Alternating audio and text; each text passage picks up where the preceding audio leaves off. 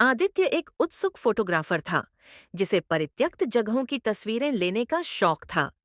एक दिन उसे पता चला कि गांव के बाहर एक पुराना अस्पताल है, जिसे दशकों पहले बंद कर दिया गया था।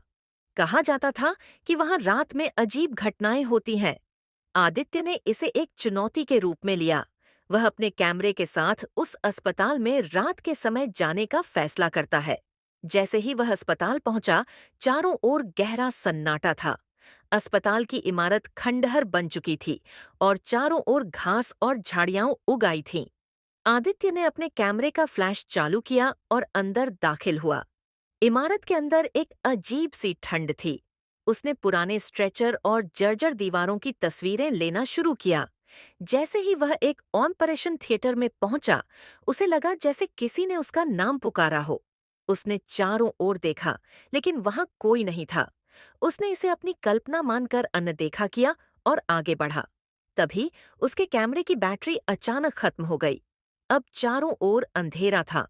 आदित्य ने अपने फोन की टॉर्च चालू की और बाहर जाने का रास्ता ढूंढने लगा, लेकिन हर रास्ता उसे वापस ऑपरेशन थिएटर में ही ले जा रहा था। घबराकर उसने दरवाजा खोलने की कोशिश की, लेकिन वह जाम हो चुका था। तभी उसे लगा कि उसके पीछे कोई खड़ा है। उसने धीरे धीरे मुड़कर देखा और उसकी सांसें थम गईं। वहां एक डॉक्टर की आकृति खड़ी थी, जिसके हाथ में खून से सना हुआ स्केलपेल था। तुम यहाँ क्यों आए हो? डॉक्टर ने एक डरावनी मुस्कान के साथ पूछा। आदित्य ने भागने की कोशिश की, लेकिन उसके पैर जैसे जड़ हो गए थे।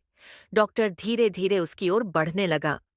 यह अस्पताल बंद हो सकता है, लेकिन इसके मरीज कभी बाहर नहीं जाते, डॉक्टर ने कहा। आदित्य की चीख अस्पताल की दीवारों से टकराकर गूंज उठी, लेकिन बाहर कोई नहीं था जो उसे सुन सके। अगली सुबह गांव वालों ने अस्पताल के पास आदित्य का कैमरा पाया, लेकिन वह खुद कभी नहीं मिला। कहते हैं, जो भी उस अस्पताल में रात के समय जाता है, वह कभी वापस नहीं लौटता। और रात में उस ऑपरेशन थिएटर से आज भी चीखों की आवाज आती है।